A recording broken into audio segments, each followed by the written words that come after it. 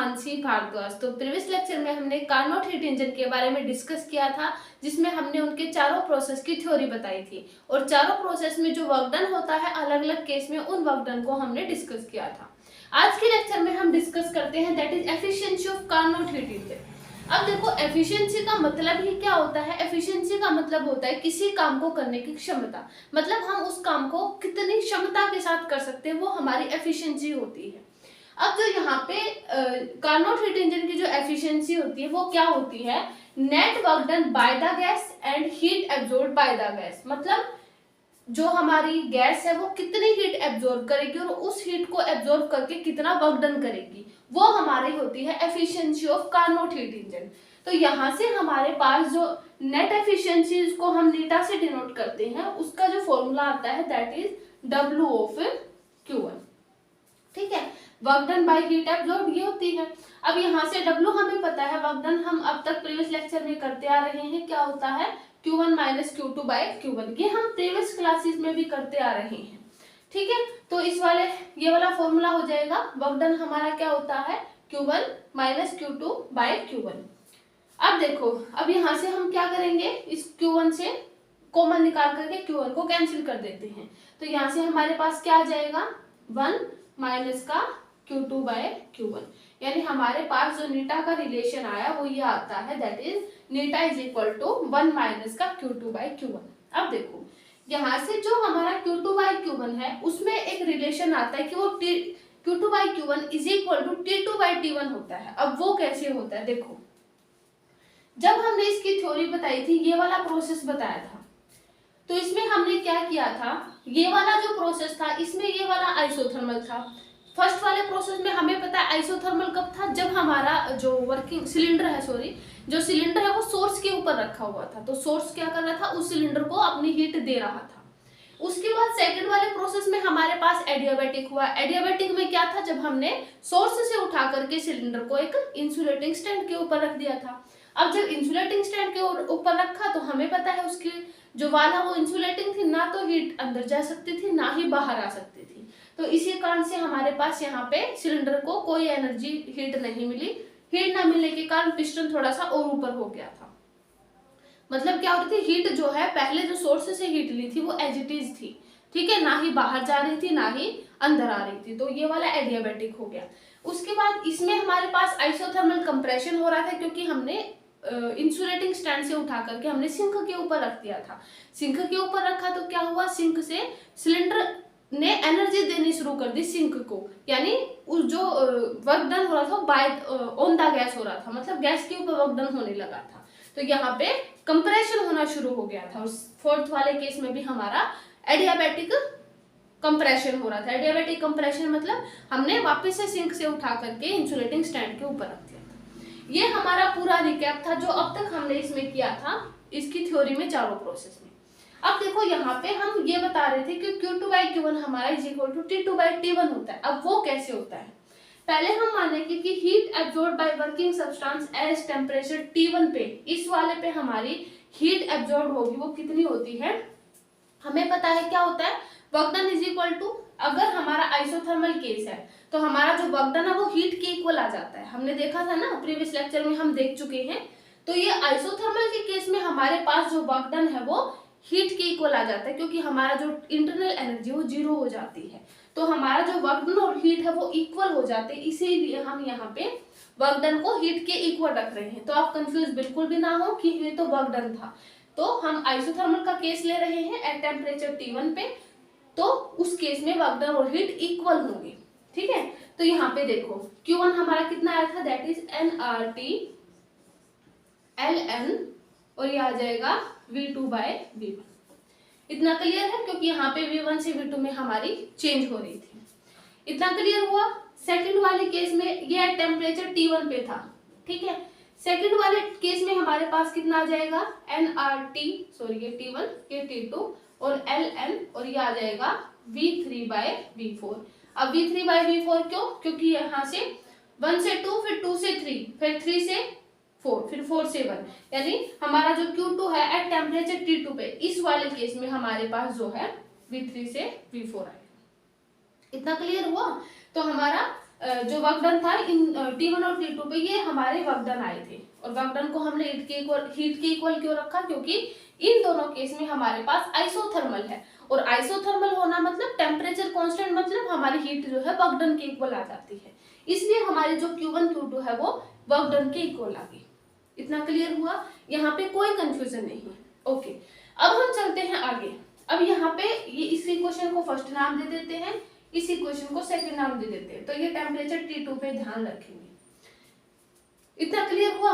अब देखो, अब हम अकॉर्डिंग टू एफिशिएंसी डेफिनेशन हम उन्हीं केस को लेंगे जिस केस में हमारे पास हीट क्या हो रही हो, एब्जॉर्ब हो रही हो या कांस्टेंट हो। अब देखो, हीट एब्जॉर्ब मतलब कांस्टेंट, मतलब यहां से देखो, जब हमारा 2 से 3 केस में आया, यानी जब हमने सोर्स से ऊपर उठा करके हमने इंसुलेटिंग स्टैंड के ऊपर रख दिया था, ये एडियाबैटिक था ना। एक तो ये वाला केस होगा 2 से 3, और एक ये वाला होगा हमारा 4 से 1। इतना क्लियर हुआ? क्यों हुआ? क्योंकि इन दोनों केस में हमारे पास हीट ना तो अंदर जा रही थी ना ही बाहर जा रही थी, हीट जितने भी थी वो सारी अंदर ही अंदर एब्जॉर्ब हो रही थी। ठीक है, तो सिर्फ हम इन्हीं दोनों केस को लेंगे, 2 से 3 एंड 4 से 1। अब 2 से 3 के, अब देखो इसको मैं लिख देती हूँ, यहाँ से ये वाला रिमूव कर देते हैं ताकि कंफ्यूजन ना।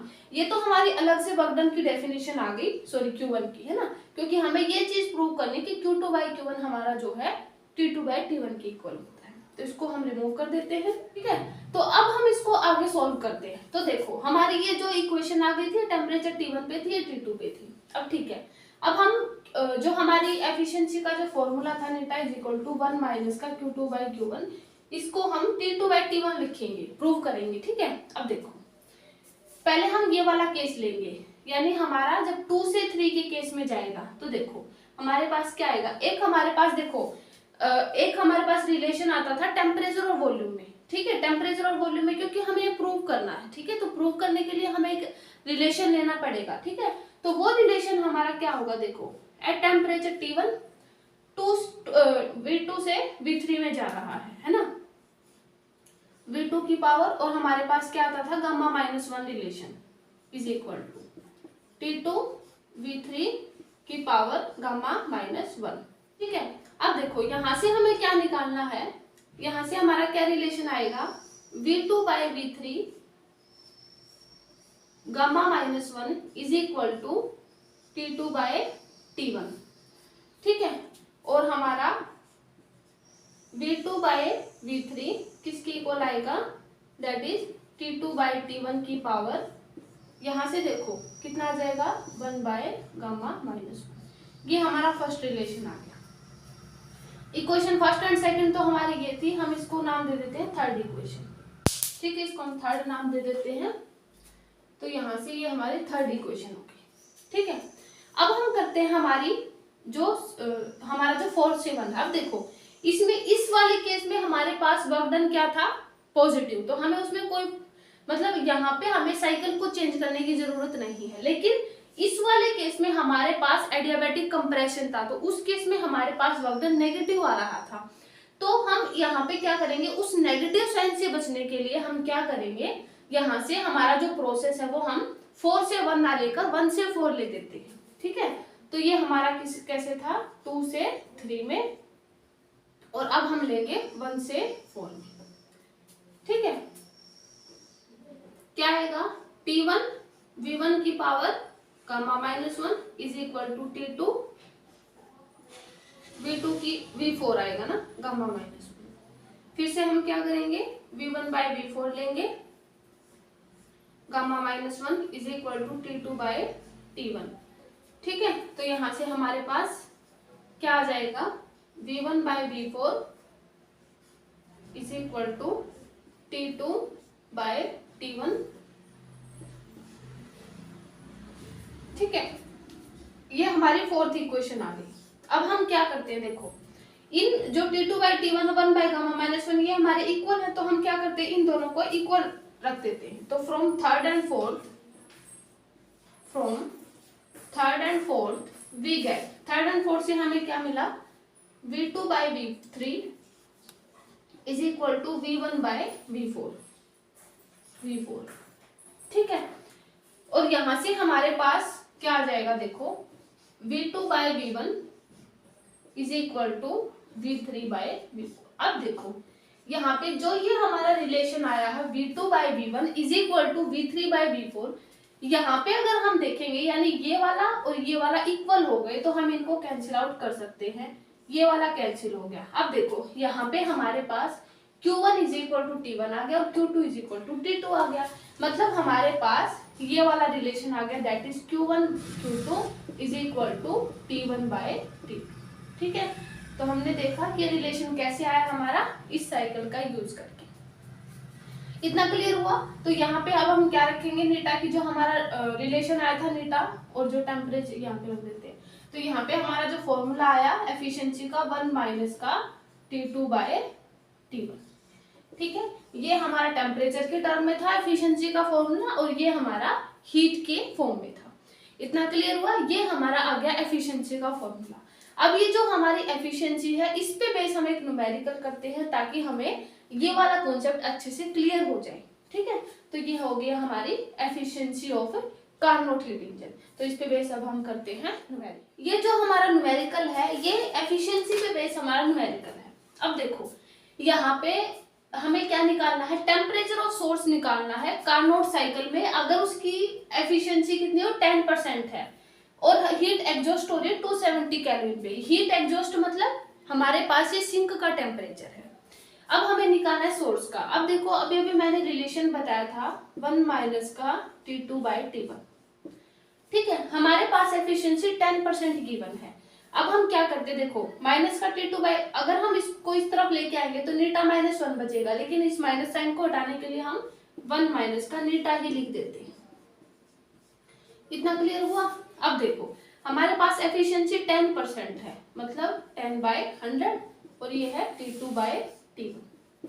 ठीक है, अब देखो यहाँ से कितना आ जाएगा 90/100 इज इक्वल टू T2/T1। अब हमारे पास T2 तो गिवन है, एग्जॉस्ट हो रहा है यानी 270 केल्विन। हमें T2 गिवन है लेकिन निकालना क्या है T1। अब देखो यहाँ पे T1 निकालने के लिए हम क्या करते हैं 90/100 इज इक्वल टू T2 हमारा कितना है 270 और बाय T1 हमें निकालना है। तो T1 निकालना है तो क्या आ जाएगा T1 is equal to 270 into 100/90। इतना क्लियर हुआ। यहाँ से हम इसको कैंसिल कर देते हैं तो यहाँ पे हमारे पास 300 केल्विन टेम्परेचर आ गया। ये टेम्परेचर किसका आया है, सोर्स का। तो हमें निकालना क्या था, सोर्स का टेम्परेचर ही निकालना था। तो हमारे पास ये आ गया सोर्स का टेम्परेचर। इतना क्लियर हुआ। अब हम करते हैं हमारा इसमें एक और इम्पोर्टेंट टर्म आती है जो कार्नोट हीट इंजन है, that is coefficient of performance. अब वो कोफिशिएंट ऑफ परफॉर्मेंस क्या होता है तो अब हम उसको डिस्कस करते हैं। तो ये हमारा न्यूमेरिकल हो गया एफिशिएंसी पे बेस। तो अब इसको हम रिमूव कर देते हैं और देखते हैं कोफिशिएंट ऑफ परफॉर्मेंस क्या हो। कोफिशिएंट ऑफ परफॉर्मेंस क्या होता है कार्नोट हीट इंजन का, ये क्या होती है, it is defined as ratio of heat extracted the cold body. Cold body sink मतलब हम सोर्स के कंपैरिजन में उसको कोल्ड मानते हैं सिंक को, क्योंकि सोर्स का टेम्परेचर ज्यादा होता है एज कम्पेयर टू सिंक। अब यहाँ पे कोल्ड बॉडी से हीट को एक्सट्रैक्ट करने cold body heat extracted from cold body to external work done, यानी उस कोल्ड बॉडी से हीट को एक्सट्रैक्ट करने के लिए जो हम एक्सटर्नल वर्क डन करते हैं वो हमारा कोफिशिएंट ऑफ परफॉर्मेंस होता है। अब यहाँ पे देखो ये हमारा Q2 एज इट इज हम रखेंगे, उसके बाद वर्क डन हमें पता है Q1 माइनस Q2 होता है। ठीक है, हम क्या करते हैं यहाँ पे Q1 को कॉमन निकाल के यहाँ से Q2 को कैंसिल आउट कर देते हैं। तो क्या आ जाएगा Q1 माइनस Q2 माइनस का 1। और अभी हमने देखा था एफिशिएंसी वाले रिलेशन में कि Q1/Q2 हमारा T1/T2 के इक्वल होता है। ठीक है, तो इसको हम लिखेंगे 1/T1 माइनस T2 माइनस 1। ठीक है, तो यहाँ से हमारे पास T2/T1 माइनस T2 आ गया। तो हमारे पास कोफिशिएंट ऑफ परफॉर्मेंस का जो फॉर्मूला आया वो हमारा क्या आया, that is T1 minus T2। और हमारा एक रिलेशन आता है, ये यहाँ से भी इम्पोर्टेंट रिलेशन है, न्यूमेरिकल में ये भी यूज होगा। इन दोनों का यूज होगा जब हम न्यूमेरिकल करवाएंगे तो वहां से पता चलेगा कि इन दोनों का यूज कैसे आया। इतना क्लियर हुआ? तो आप ये जो फॉर्मूले हैं इंपॉर्टेंट, इनको लिख लीजिए, ठीक है। अब देखो, अब हम करते हैं इस पे बेस्ड न्यूमेरिकल, जिसमें हम दोनों फॉर्मूले का यूज करेंगे और हमारा कॉन्सेप्ट भी क्लियर हो जाएगा कि इस पे बेस्ड न्यूमेरिकल कैसे आते हैं। तो इसको हम रिमूव कर देंगे। ये जो हमारा न्यूमेरिकल है ये कोफिशिएंट ऑफ परफॉर्मेंस पे बेस है। अब इसमें हमें निकालना क्या है कि वर्क रिक्वायर्ड पर सेकंड निकालना है। कार्नोट रेफ्रिजरेशन साइकिल है, 300 केल्विन पे हीट एब्जॉर्ब हो रही है, मतलब ये हमारे पास सोर्स का टेम्परेचर है। तो T1 is equal to 300 kelvin. उसके बाद रिजेक्ट हीट मतलब T2 गिवन है, वो कितना है 270 केल्विन। उसके बाद साइकिल एब्जॉर्बिंग यानी हीट जो एब्जॉर्ब हो रही है वो कितनी है 260 किलो जूल पर मिनट है।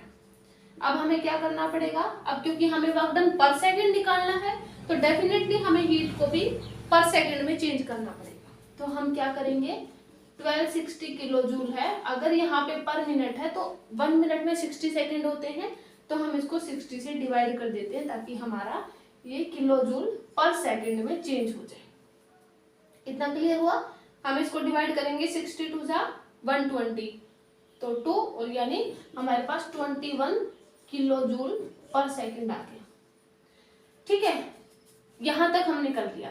अब हमें वर्क डन निकालना है पर सेकंड में। अब देखो, अभी हमने कोफिशिएंट ऑफ परफॉर्मेंस का फॉर्मूला अभी देखा था, वो हमारा क्या था T2 by T1 minus T2, ये देखा था। पहले हम कोफिशिएंट ऑफ परफॉर्मेंस निकाल लेते हैं, उसके बाद हमें वर्क डन निकालना है तो हम उसका सेकंड वाला फॉर्मूला यूज करेंगे जो अभी हमने कोफिशिएंट ऑफ परफॉर्मेंस का देखा था। तो यहाँ से T2 हमारा कितना है 270, ठीक है। T1 हमारा कितना है 300 केल्विन माइनस का 270।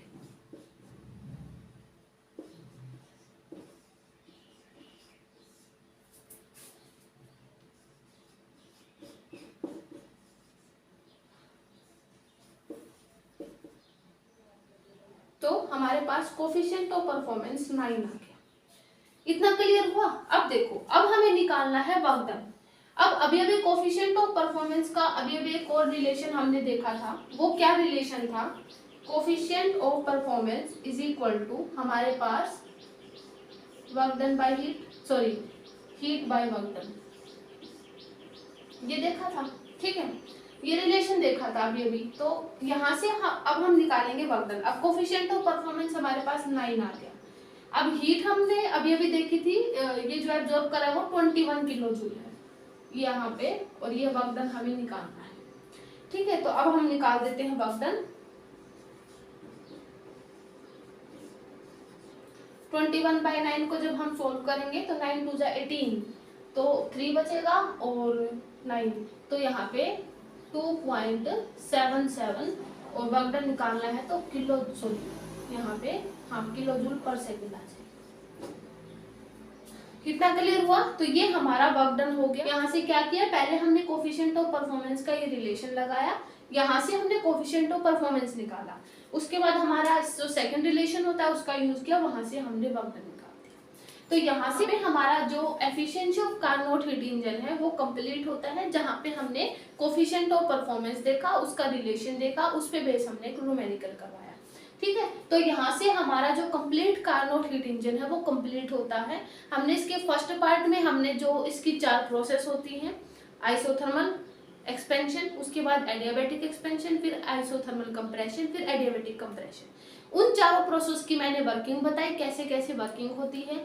फिर मैंने पार्ट 2 में इनका वर्क डन करवाया था।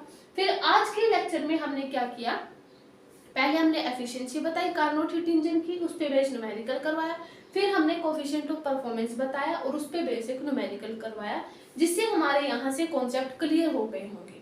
तो यहाँ पे हमारा कार्नोट हीट इंजन कंप्लीट होता है। नेक्स्ट लेक्चर में हम करेंगे थर्मोडायनामिक पोटेंशियल, उनके जो 4 रिलेशन होते हैं, Maxwell first relation, second relation, third और फोर्थ, ये हमारे फोर्थ रिलेशन आते हैं ना, तो उन चारों रिलेशन को बताएंगे, उन पे बेस हम न्यूमेरिकल करवाएंगे।